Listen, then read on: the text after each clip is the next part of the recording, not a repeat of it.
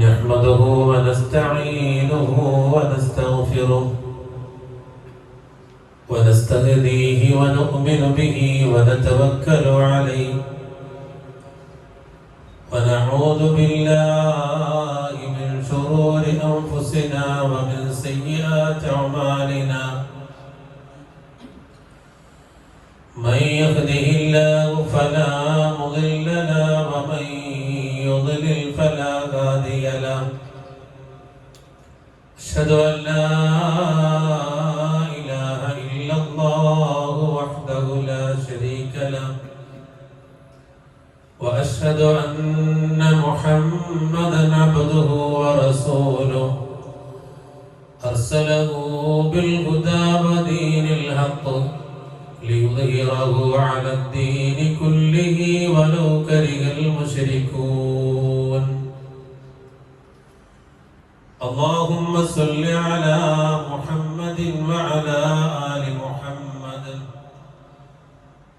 كما صليت على إبراهيم وعلى آل إبراهيم إنك حميد مجيد اللهم بارك على محمد وعلى آل محمد كما باركت على إبراهيم وعلى آل إبراهيم إنك حميد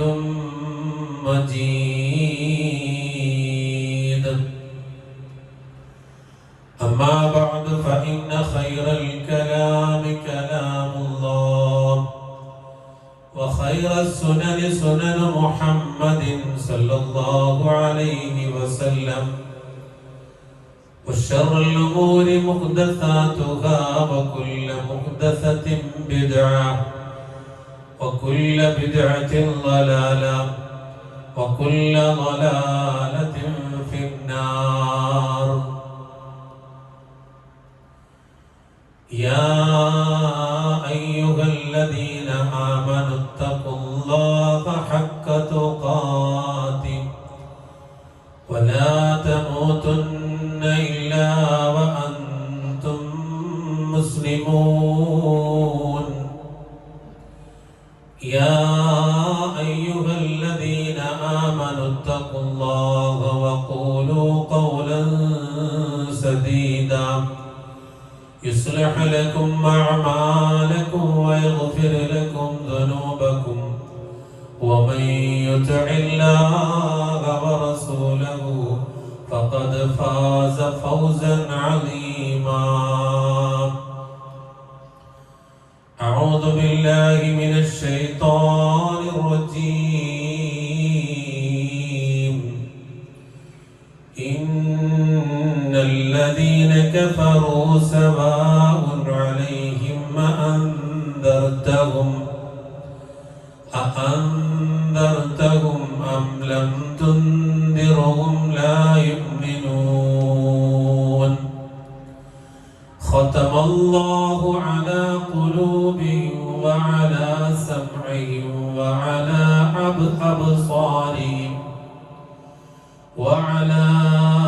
أبصارهم غشاوة ولهم عذاب عظيم.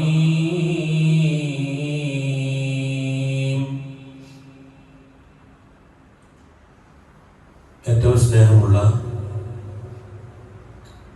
സത്യവിശ്വാസികളെ, സത്യവിശ്വാസിനികളെ, സർവശക്തനായ റബ്ബിനെ രഹസ്യ ജീവിതത്തിലും പരസ്യ ജീവിതത്തിലും അങ്ങേയറ്റം സൂക്ഷിക്കണമെന്ന് ആദ്യമായി എന്നോടും നിങ്ങളോടും ഓർമ്മപ്പെടുത്തുകയാണ്, വസിയ്യത്ത് ചെയ്യുകയാണ്.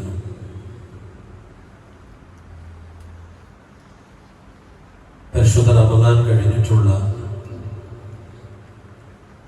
ആദ്യത്തെ വെള്ളിയാഴ്ചയിലാണ്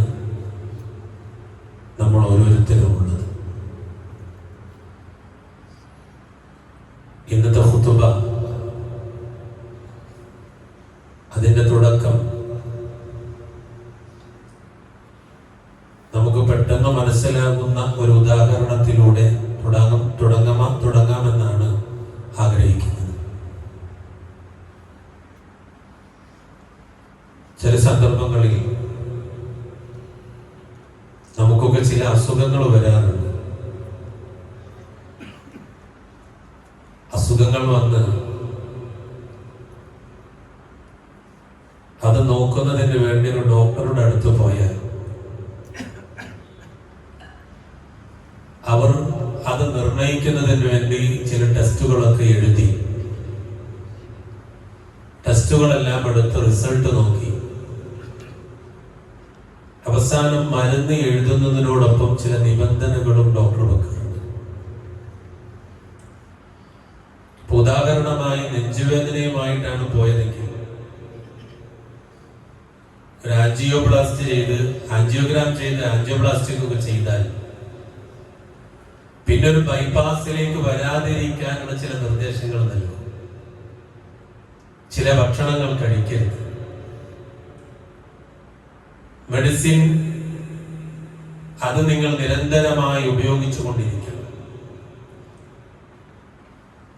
നിങ്ങൾ എല്ലാ ദിവസവും വ്യായാമം നടത്തണം, കുറേയേറെ നിർദ്ദേശങ്ങളുണ്ടാകും. അങ്ങനെ ഒരു ഡോക്ടർ നമുക്കൊരു നിർദ്ദേശം നൽകിയാൽ നമ്മളെല്ലാവരും കൃത്യമായി പാലിക്കുന്നവരാണ്. നേരത്തെ ഉണർന്ന് ഒരുപക്ഷെ നമസ്കാരത്തെക്കാൾ പ്രാധാന്യം രാവിലെ നടക്കുന്ന നടത്തത്തിനായിരിക്കും. രാവിലെ നമ്മൾ കുടിക്കുന്നത് ചായയല്ല, ഡോക്ടർ കുടിക്കാൻ പറഞ്ഞത് വെള്ളമായിരിക്കും, നമ്മൾ കുടിക്കുന്നത് വെള്ളമായിരിക്കും. അങ്ങനെ എല്ലാത്തിലും കൃത്യമായൊരു സൂക്ഷ്മത നമ്മൾ കാണിക്കാറുണ്ട്. ആ സൂക്ഷ്മത കാണിക്കുന്നത് ഇനി അസുഖം വരാതിരിക്കാനാണ്. ഒരു ഷുഗർ പേഷ്യന്റ് ആണെങ്കിൽ ഡോക്ടർ വിധി എഴുതും, ചില ഫ്രൂട്ടുകൾ കഴിക്കരുത്, ചില ഭക്ഷണങ്ങൾ കഴിക്കരുത്. ഈ മരുന്ന് നിരന്തരമായി കഴിച്ചുകൊണ്ടിരിക്കും. ആ ഭക്ഷണങ്ങൾ നമ്മുടെ മുന്നിലേക്ക് വന്നാൽ കൊതിയുണ്ടാകും കഴിക്കാൻ. എന്നാലും ആ രോഗത്തെ ഭയന്നുകൊണ്ട് നമ്മൾ അത് മാറ്റിവെക്കും. അപ്പൊ നമുക്ക് ആവശ്യമില്ലാത്തത് മാറ്റിവെക്കാൻ നമുക്കറിയാം. വരാനിരിക്കുന്ന രോഗത്തെ മാറ്റി നിർത്താൻ ആവശ്യമായ നിർദ്ദേശങ്ങൾ പാലിക്കാൻ നമ്മൾ തയ്യാറാണ്. ഇനി ഞാൻ പറയട്ടെ, ഇതേപോലൊരു നിർദ്ദേശമല്ലേ റമദാനിലൂടെ അല്ലാഹു സുബ്ഹാനഹു വ തആല നമുക്ക് നൽകിയത്? അല്ലാഹ് എന്താ പറഞ്ഞത്? മനുഷ്യരെ, നിങ്ങളുടെ എല്ലാ പാപങ്ങളും പൊറുക്കാൻ കാരണമാകുന്ന ഒരു റമദാൻ, ഒരു മാസം ഇതാ നിങ്ങൾക്ക് നൽകിയിരിക്കുന്നു. അതിലൂടെ നിങ്ങളുടെ എല്ലാ പാപങ്ങളും പൊറുക്കും. മുൻകഴിഞ്ഞു പോയ പാപങ്ങൾ പൊറുക്കുമെന്ന് മാത്രമല്ല, സ്വർഗം ഉറപ്പാക്കുന്ന ദിനങ്ങൾ ഉൾക്കൊള്ളുന്ന മാസമാണ് റമദാൻ. അല്ലാഹുവിന്റെ കാരുണ്യത്തിന്റെ ഖജനാവ് തുറക്കുന്ന മാസമാണ് റമദാൻ.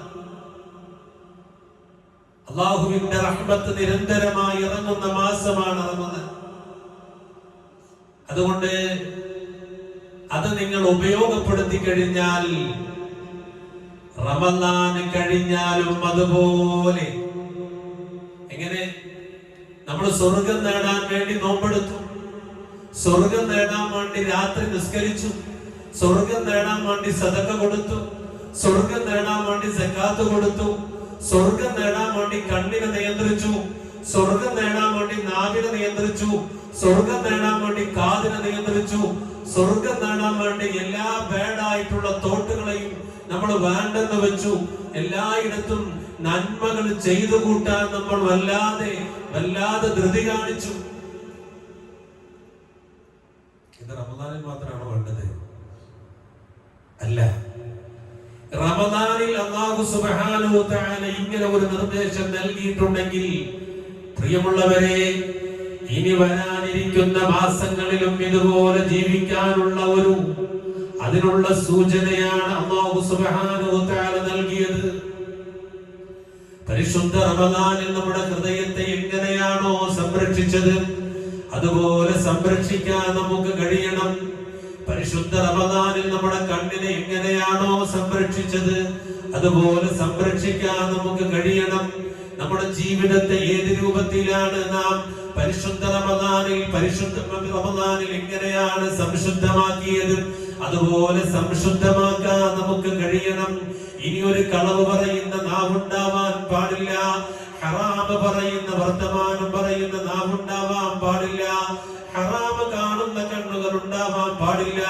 ഹറാമിന് വേണ്ടി ഹറാമ് കേൾക്കുന്ന ചെവികൾ ഉണ്ടാവാൻ പാടില്ല. ഹറാമുകളിലേക്ക് നടന്നു പോകുന്ന കാലുകൾ ഉണ്ടാകാൻ പാടില്ല. അതിനുള്ള പ്രൊട്ടക്ഷനാണ് റമദാൻ. ആ പ്രൊട്ടക്ഷനിലൂടെ ജീവിച്ചാലേ റയ്യാൻ എന്ന കവാടത്തിലൂടെ നാളെ പരലോകത്തേക്ക് കടക്കാൻ പറ്റുള്ളൂ. നോമ്പ് നോറ്റു എന്നതുകൊണ്ട് മാത്രം റമദാനിൽ സ്വർഗത്തിന്റെ കവാടമാകുന്ന ബാബു റയ്യാനിലൂടെ കടക്കാൻ പറ്റില്ല. ശേഷമുള്ള ജീവിതത്തെ ചിട്ടപ്പെടുത്തിയാൽ മാത്രമേ അങ്ങനെ കടക്കാൻ പറ്റൂ. അല്ലാഹു സുബ്ഹാനഹു വ തആല തൗഫീഖ് ചെയ്യുവാനാകട്ടെ. പറഞ്ഞു വന്നത് ആ ഒരു വിഷയത്തെ സംബന്ധിച്ചാണ്. ഞാൻ ആ ഒരു ഉദാഹരണം പറയാൻ കാരണം അതൊന്നുകൂടെ നിങ്ങൾക്ക് മനസ്സിലാകാൻ വേണ്ടിയിട്ടാണ്. നമ്മുടെ മാറ്റം കേവലം 30 ദിവസത്തേക്ക് മാത്രമല്ല. ഞാൻ ഇന്ന് വരുമ്പോ എന്റെ നാട്ടില് പെരുമ്പടപ്പ് ഫെസ്റ്റ് നടക്കാൻ ഞാൻ എന്റെ കൂടെയുള്ള കളിയനുമായി ആ വിഷയത്തെ കുറിച്ച് ചർച്ച ചെയ്തു. പെരുന്നാള് അന്ന് ഉദ്ഘാടനം ചെയ്തതാണ്. ആരാ അവിടേക്ക് പോകുന്നത്? നോമ്പ് നോറ്റ നമ്മുടെ ഉമ്മമാരുണ്ട്, നോമ്പ് നോറ്റ നമ്മുടെ സഹോദരിമാരുണ്ട്. അവിടെ രാത്രിയായാലും രാത്രി അഥവാ 4 മണിക്ക് ശേഷം അസറിന് ശേഷമാണ് പരിപാടി നടക്കുന്നത്.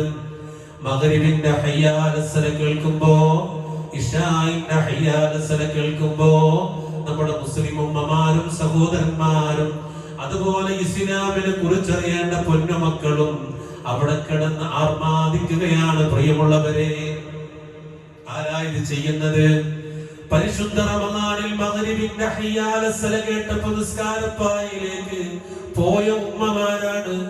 അവരാണ് അതേ ഹയ്യാലസ്സല കേൾക്കുമ്പോ മറുപടി പറയാതെ താൽക്കാലികമായ സുഖത്തിന്റെ പിന്നാലെ പോകുന്നത്. അവിടെ മനസ്സിന് തൽക്കാലം സന്തോഷം നൽകുന്ന സംഗീത നിശയുണ്ട്. അവിടെ രാത്രിയിൽ അതിൽ പങ്കെടുക്കുകയാണ്. 2 ദിവസങ്ങൾക്ക് മുമ്പ് ഇവിടെ പങ്കെടുത്തു, തറാവീഹ് നിസ്കാരത്തിൽ പങ്കെടുത്തു. പെരുന്നാൾ കഴിഞ്ഞ് എവിടെ പങ്കെടുത്തു? ഇവിടെ പങ്കെടുത്തു. ഞാൻ ആയത്ത് പറഞ്ഞുതരാം. ആയത്താണ് സൂറത്തുൽ ബഖറയിലെ ആയത്ത് പറഞ്ഞത്. ഇന്നല്ലദീന കഫറൂ സവാഉൻ അലൈഹിം അഅൻദർതഹും അം ലം തുൻദിറുഹും ലാ യുമിനൂൻ.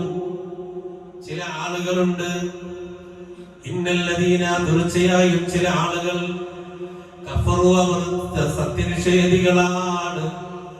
ആ ഇന്നല്ലദീന കഫറു സവാഉൻ അലൈഹിം അഅൻദർതഹും അം ലം തുൻദിറുഹും. അവർക്ക് താക്കീത് ചെയ്താലും ചെയ്തില്ലെങ്കിലും സമമാണ്, അവർ വിശ്വസിക്കാത്തവരാണ്. അങ്ങനെയുള്ള ആളുകളെ ഖതമല്ലാഹു അലാ ഖുലൂബിഹിം വഅലാ സമഇഹിം വഅലാ അബ്സാരിഹിം ഗിശാവത്തുൻ വലഹും അദാബുൻ അലീം. സൂറത്തു അൽ ബഖറയിലൂടെ അല്ലാഹു സുബ്ഹാനഹു വ തആല മാനവലോകത്തിന് ബോധ്യപ്പെടുത്തുകയാണ്, റമദാനിലൂടെ നേടിയെടുത്ത ചൈതന്യം നഷ്ടപ്പെടുത്തുന്ന, ആ പരിശുദ്ധി നഷ്ടപ്പെടുത്തുന്ന ഏത് പ്രവർത്തനം ചെയ്താലും, അതുപോലെ തന്നെ നിഷേധത്തോടുകൂടെ ജീവിതത്തെ മുന്നോട്ട് കൊണ്ടുപോയാലും അവസാനം റബ്ബിനൊരു പരിപാടിയുണ്ട്. ആ പരിപാടിയാണ് ഖുർആൻ പറഞ്ഞത്, ഖതമല്ലാഹു അലാ ഖുലൂബിഹിം വഅലാ സമഇഹിം. അവരുടെ കേൾവിയിലും കാഴ്ചയിലും ഹൃദയത്തിലുമൊക്കെ അല്ലാഹ് സീല് വെച്ച് കളയുന്നതാണ് എന്ന് പറഞ്ഞാൽ പിന്നീട് ഒരു നന്മയും സ്വീകരിക്കാൻ പറ്റുകയില്ല, ഒരു നന്മയും കേൾക്കാൻ പറ്റുകയില്ല, ഒരു നന്മയും കാണാൻ പറ്റുകയില്ല. പിന്നീട് കന്നുകാലികൾ ചത്തൊടുക്കുന്നത് പോലെ നമ്മൾ ചത്തൊതുങ്ങേണ്ടി വരും. അങ്ങനെ 6 അടി മണ്ണിലേക്ക് പോകേണ്ടി വരും. അതുകൊണ്ട് പ്രിയപ്പെട്ട മുസ്ലിമേ, ഈ റമദാൻ 30 കിട്ടിയവരാണ്. ഈ റമദാനിൽ അവസാനത്തെ 10 കിട്ടിയവരാണ്. ആർക്കൊക്കെയാണ് അള്ളാഹുവിന്റെ അപാരമായ അനുഗ്രഹം കൊണ്ട് ലൈലത്തുൽ ഖദ്ർ കിട്ടിയതെന്നറിയില്ല. അത് നഷ്ടപ്പെടുത്തുന്ന ഒരു പ്രവർത്തനവും നമ്മളിൽ നിന്നുണ്ടായിക്കൂടാ. അത് നഷ്ടപ്പെടുത്തുന്ന രൂപത്തിലുള്ള ഒരു പ്രവർത്തനവും ഉണ്ടായിക്കൂടാ. അതുകൊണ്ട് ചിന്തിക്കണം പ്രിയമുള്ളവരെ, ഈ റമദാനിൽ ഞാൻ നേടിയെടുത്ത ചില തീരുമാനങ്ങളുണ്ട്. നമസ്കാരത്തിന്റെ കാര്യത്തിൽ ഞാനൊരു തീരുമാനമെടുത്തിട്ടുണ്ട്. സുന്നത്തായ നോമ്പിന്റെ കാര്യത്തിൽ ഞാൻ ചില തീരുമാനമെടുത്തിട്ടുണ്ട്. തഹജ്ജുദ് നിസ്കാരത്തിന്റെ കാര്യത്തിൽ ഞാനൊരു തീരുമാനമെടുത്തിട്ടുണ്ട്. ഖുർആൻ ഓതുന്ന വിഷയത്തിലും ഞാനൊരു തീരുമാനമെടുത്തിട്ടുണ്ട്. അല്ലാഹുവേ, അതിൽ നിന്ന് മാറ്റം വരുന്ന ഒരു ചിന്താഗതിയും എന്നിലേക്ക് നീ വരുത്തല്ല റബ്ബേ. ചീത്ത കൂട്ടുകെട്ടിൽ നിന്നും എന്നെ നീ അകറ്റണേ റബ്ബേ. ഈ പ്രാർത്ഥനയോടുകൂടെ റബ്ബിലേക്ക് നിരന്തരമായി മടങ്ങാനുള്ള അവസരങ്ങളായി ഇനിയുള്ള മാസങ്ങൾ ഉപയോഗപ്പെടുത്തണേ. അതാണ് ഇന്നത്തെ ഖുതുബയിലൂടെ ഇൻഷാ അല്ലാഹ് എനിക്ക് നിങ്ങളോട് പറയാനുള്ളത്. അല്ലാഹു സുബ്ഹാനഹു വ തആല അത് അതിന് തൗഫീഖ് ചെയ്യുമാറാകട്ടെ. മാറണമെന്ന ഉറപ്പ്, അതൊരു ഉറച്ച തീരുമാനം നമ്മൾ എടുക്കണം. അല്ലെങ്കിൽ പിന്നെ എന്തിനാ നോമ്പും അതുപോലുള്ള സാഹചര്യങ്ങളൊക്കെ? അങ്ങനെ നോമ്പും ഖുർആൻ പഠിച്ചതുകൊണ്ടല്ലേ നമ്മൾ മാറിയത്? നമ്മളെ പൂർവ്വകാല ചരിത്രം എടുത്തു നോക്ക്. നമുക്ക് വന്ന പിഴവുകൾ, ഇന്ന് ആ പിഴവിലേക്ക് പോകാത്തത് എന്താ? ഞങ്ങൾ സംസാരിക്കുന്ന കൂട്ടത്തിൽ, ഇന്ന് വരുമ്പോൾ സംസാരിക്കുന്ന കൂട്ടത്തിൽ എന്റെ വീടിന്റെ അടുത്ത് നടക്കുന്ന ഈ വിഷയത്തിൽ എന്റെ മനസ്സതിലേക്ക് പോകാത്തതുകൊണ്ടാണ്. എന്റെ വീട്ടിൽ കുട്ടികളുടെ മനസ്സങ്ങോട്ട് പോകാത്തതുകൊണ്ടാണ്. എന്റെ കുടുംബത്തെ കുട്ടികളുടെ മനസ്സങ്ങോട്ട് പോകാത്തതുകൊണ്ടാണ്. എല്ലാ കുടുംബത്തിലും പറഞ്ഞ എന്റെ കുടുംബത്തിലെ കഥ എന്താ? അവിടെ ദീനറിയാം, അത് തെറ്റാണെന്നറിയാം. അവിടേക്ക് പോയാൽ നോമ്പ്, റമദാനിന്റെ നോമ്പ് ഇല്ലാതാകുമെന്നറിയാം. അതുകൊണ്ട് അവിടെ എന്തില്ല, അതിലൂടെ പോകുമ്പോ അങ്ങോട്ടൊന്നും നോക്കാൻ പോലും മനസ്സ് പ്രേരിപ്പിക്കുന്നില്ല. സുബ്ഹാനല്ലാഹ്, അതാണ് മാറ്റം. നോമ്പിന്റെ മാറ്റം അതാണ്, ഇസ്ലാമിന്റെ മാറ്റം അതാണ്, ഖുർആന്റെ മാറ്റം അതാണ്. ഹിദായത്ത് കിട്ടുന്നത് അങ്ങനെയാണ്. അല്ലാഹു നമ്മെ അതിൽ എന്നും നിലനിർത്തുമാറാകട്ടെ. നഷ്ടപ്പെടുത്തുന്ന ഒരുപാട് മേഖലകൾ നമ്മുടെ ചുറ്റുപാടുകളിലുണ്ട്. അല്ലാഹു സുബ്ഹാനഹു വ തആല നമ്മെ നഷ്ടപ്പെടുത്തുന്ന, അല്ലെങ്കിൽ ഹിദായത്ത് കിട്ടാതെ ഹിദായത്തിൽ നിന്ന് തെന്നി മാറിപ്പോകുന്ന ആളുകളുടെ കൂട്ടത്തിൽ നമ്മെ ഉൾപ്പെടുത്താതിരിക്കട്ടെ. ആത്മാർത്ഥമായിട്ട് ഇൻഷാ അല്ലാഹ് നമ്മൾ പ്രാർത്ഥിച്ചു കൊണ്ടിരിക്കുക. അല്ലാഹു അതിനെ തൗഫീഖ് ചെയ്യട്ടെ. ഇതിനെ പ്രാർത്ഥിക്കണം. اللهم اغفر لي ذنوبي خطاياي كلها اللهم اغفر لي ذنوبي خطاياي كلها അല്ലാഹുവേ, എന്റെ എല്ലാ പാപങ്ങളെയും നീ പൊറുക്കണേ അല്ലാഹ്. എനിക്ക് നീ പൊറുത്തു തരണേ അല്ലാഹ്. പാപങ്ങളോട് കൂടെ നീ എന്നെ മരിപ്പിക്കല്ല റബ്ബേ. നരകത്തിന്റെ ഫോട്ടോ കണ്ടുകൊണ്ട്, അനുഭൂതി കണ്ടുകൊണ്ട് മരിക്കുന്നവരുടെ കൂട്ടത്തിൽ ഞങ്ങളെ നീ ഉൾപ്പെടുത്തല്ലേ അല്ലാഹ്. ദുആ ചെയ്യാൻ കഴിയണം നമുക്ക്. اللهم اغفر لي ذنوبي وخطاياي كلها اللهم انعشني واجبرني واهدني لصالح الاعمال والاخلاق. ഈ രൂപത്തിലുള്ള പ്രാർത്ഥനകൾ നിരന്തരമായി നമ്മുടെ ജീവിതത്തിൽ പ്രാർത്ഥിക്കാനും പ്രാവർത്തികമാക്കാനും നമുക്ക് കഴിയണം. അല്ലാഹു സുബ്ഹാനഹു വ തആല അതിനെ തൗഫീഖ് ചെയ്യുമാറാകട്ടെ. ഇനി നമ്മൾ ഉദ്ദേശിച്ചാൽ ആരെങ്കിലും ഹിദായത്തിലാണ്. ചില ആളുകൾ കുറ്റപ്പെടുത്താറുണ്ട്, മൗലവിയുടെ മോനാണ്, അങ്ങനെ പറയാറുണ്ട്, വലിയ ശൈഖിന്റെ മോനാണ്. അങ്ങനെയാണെങ്കിൽ റസൂലുള്ളാഹിനെ കുറിച്ച് നമ്മൾ പറയണ്ടേ? നൂഹ് നബി അലൈഹി സ്വലാമിനെ കുറിച്ച് പറയണ്ടേ? മോനെ വിളിക്കണേ, പൊന്നുമോനെ നീ വാ. ഭാര്യയെ വിളിക്കുന്നുണ്ട്, വെള്ളത്തിൽ മുങ്ങി താഴെയാണ്, മരണം കണ്ണിന്റെ മുന്നിലുണ്ട്.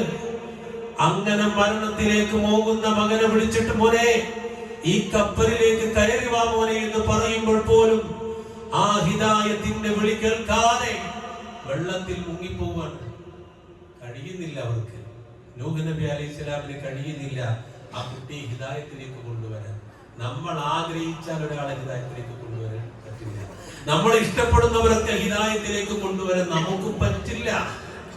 ഉണ്ടായിരുന്നെങ്കിൽ മഹാനായ പ്രവാചകൻ സല്ലല്ലാഹു അലൈഹി വസല്ലം വളരെ ഇഷ്ടമുള്ള ആളാണ് അബൂ താലിബ്. ലമ്മാ ഹദറത് അബൂ താലിബുൽ വഫാത്ത്, അബൂ താലിബിന്റെ വഫാത്ത് വന്ന സന്ദർഭം ജാഅഹു റസൂലുള്ളാഹി സല്ലല്ലാഹു അലൈഹി വസല്ലം فوجد عنده أبا جهل وعبد الله بن أبي أمية بن المغيرة فقال أي عم قل لا إله إلا الله.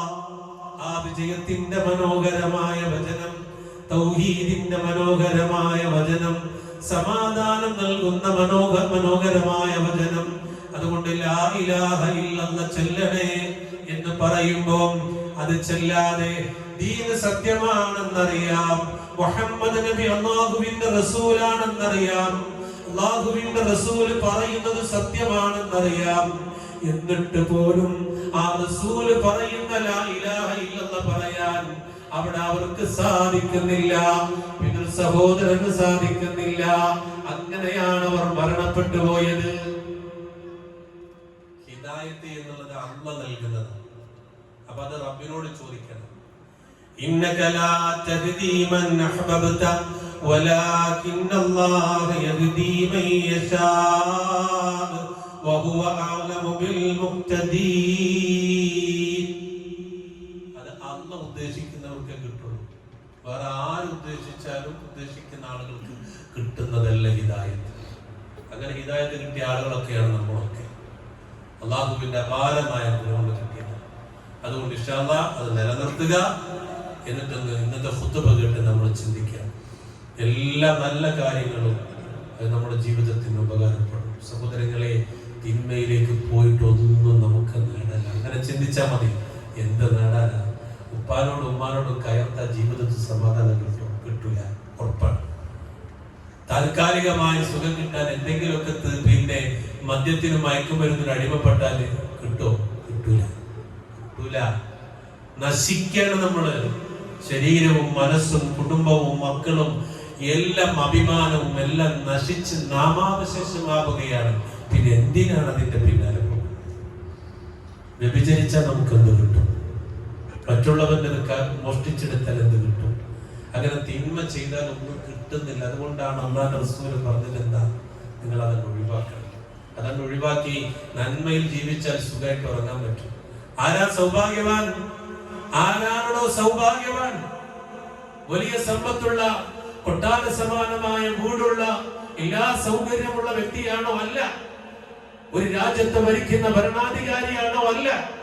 വലിയ ഉന്നത തലങ്ങളിൽ ജോലി ചെയ്യുന്ന ഉദ്യോഗസ്ഥരാണോ? അല്ല. അല്ല. പിന്നെ ആരാ? രാത്രിയിൽ തന്റെ വീട്ടിൽ വന്ന് കുടുംബാംഗങ്ങളെ കണ്ട്, മക്കളെ കണ്ട് ഭക്ഷണം കഴിച്ച്, ഒരുമിച്ചിരുന്ന് ഭക്ഷണം കഴിച്ച് കിടന്നപാട് സുഖമായി ഉറങ്ങാൻ പറ്റുന്നവരുണ്ടോ? അവരാണ് സൗഭാഗ്യവാന്മാർ. അക്കൂട്ടത്തില് ഞാനും നിങ്ങളുള്ളത്.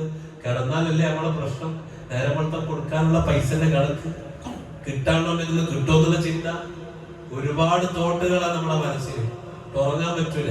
പിന്നെ കുറച്ചു കാലം കഴിഞ്ഞ് ഉറക്കം നഷ്ടപ്പെട്ടതിന്റെ പേര് ട്രീറ്റ്മെന്റിന് എടുക്കാൻ പോവാ. എന്തേ? പിന്നെ അതിന് ആവശ്യമായ മരുന്നെടുക്കാൻ പോവാ. പ്രശ്നങ്ങളാണ് നമുക്ക്, അല്ലേ? ഒരു പ്രശ്നമില്ല. അല്ലാഹു പറഞ്ഞ് ആ ഉറങ്ങുന്ന നേരത്തെ പ്രാർത്ഥനകളും ചൊല്ലി റബ്ബിനെ തവക്കുലാക്കി മക്കളെ ചേർത്ത് പിടിച്ച് കിടന്നുറങ്ങിയാൽ നല്ല ഉറക്കം കിട്ടും. ഒരു കുഴപ്പമില്ല. മനസ്സ് ക്ലിയർ ആയിട്ട് ജീവിക്കാൻ പറ്റുന്നവരുണ്ടോ? അവരാണ് സൗഭാഗ്യവാന്മാർ. അക്കൂട്ടത്തിൽ അല്ലാഹു സുബ്ഹാനഹു വ തആല നമ്മെ ഉൾപ്പെടുത്തി അനുഗ്രഹിക്കുമാറാകട്ടെ.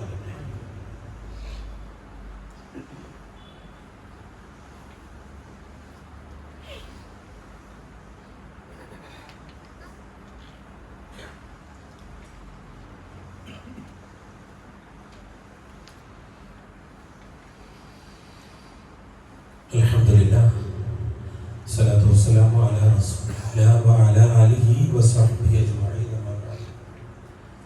വസിക്കും സാനിയ ബിത്തഖ്വല്ലാഹ്. ഒരിക്കൽ കൂടി അല്ലാഹുവിനെ സൂക്ഷിച്ചുകൊണ്ട് ജീവിക്കണമെന്ന് ഓർമ്മപ്പെടുത്തുകയാണ് ഉദ്ദേശിക്കുന്നത്. റമദാൻ കഴിഞ്ഞാൽ അതിനോട് ചേർന്ന് വരുന്ന ഒരു സുന്നത്തായ നോമ്പാണ് ശവ്വാലിലെ നോമ്പ്.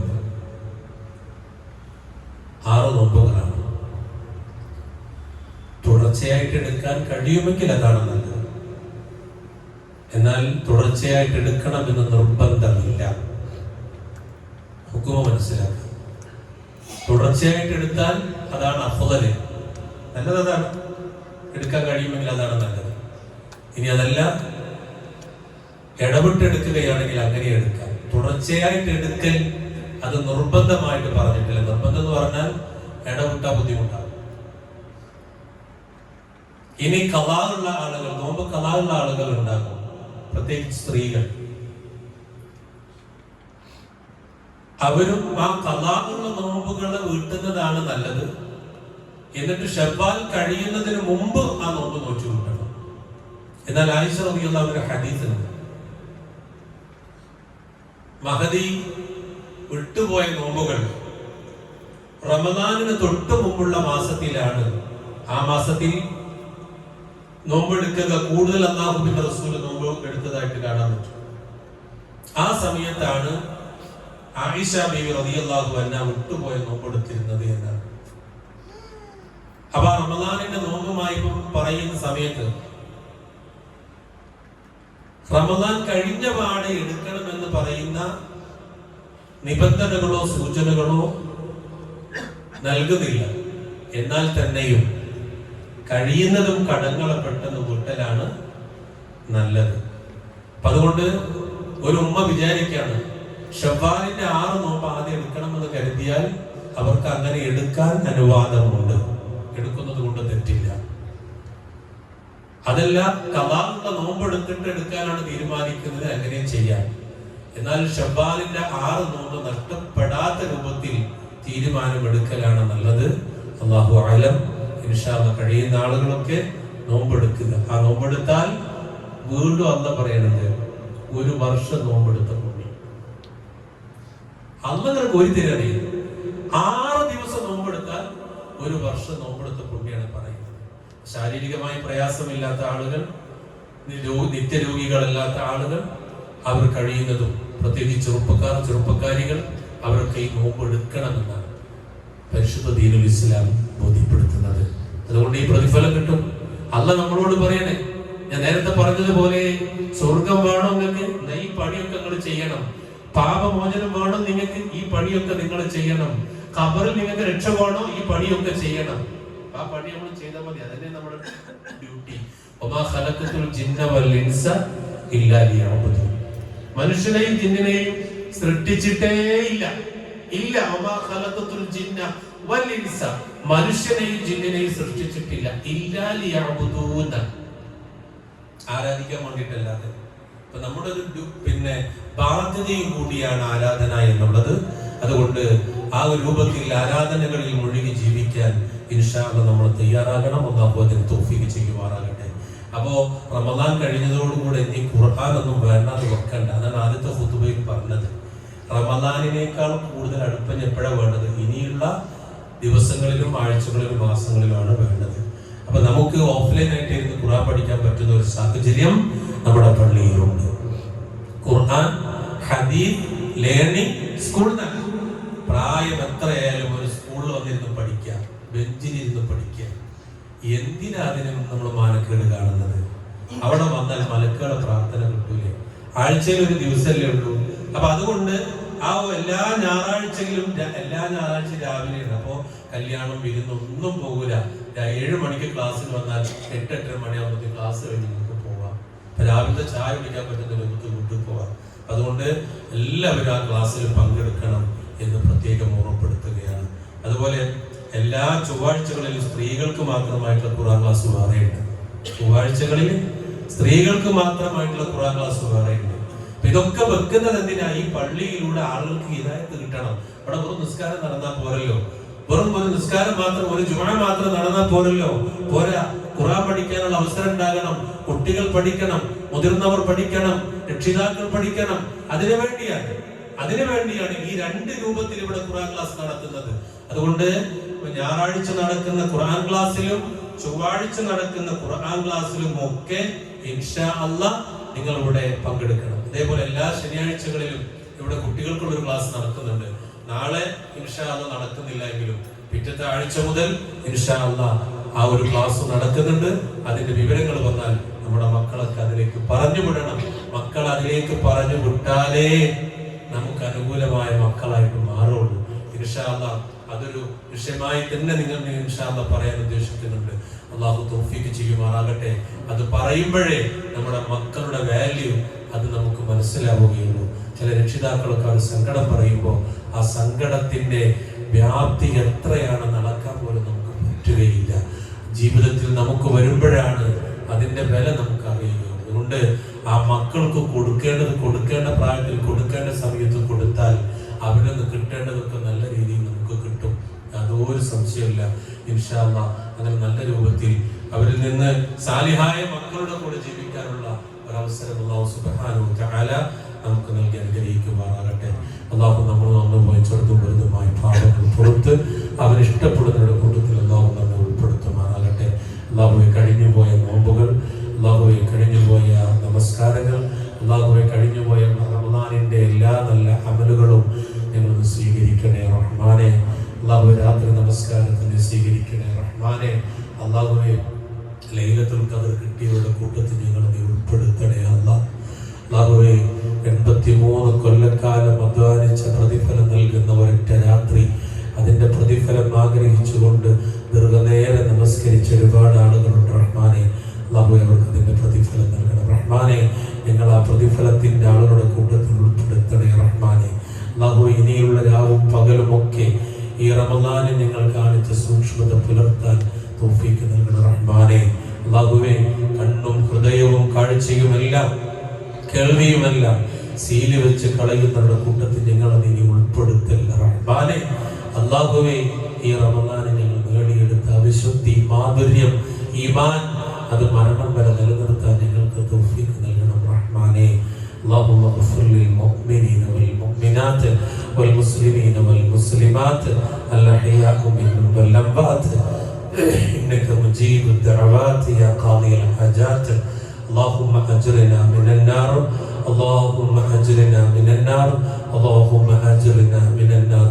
اللهم أعز الإسلام والمسلمين وأذل الشرك والمشركين. اللهم أعز الإسلام والمسلمين وأذل الشرك والمشركين. اللهم أعز الإسلام والمسلمين وأذل الشرك والمشركين. اللهم أجرنا من النار، اللهم أجرنا من النار، اللهم أجرنا من النار. ربنا آتنا في الدنيا حسنة وفي الآخرة حسنة وقنا عذاب النار. ربنا تقبل منا إنك أنت السميع العليم وتب علينا إنك أنت التواب الرحيم واغفر لنا يا غافر المذنبين. آمين برحمتك يا أرحم الراحمين والحمد لله رب العالمين.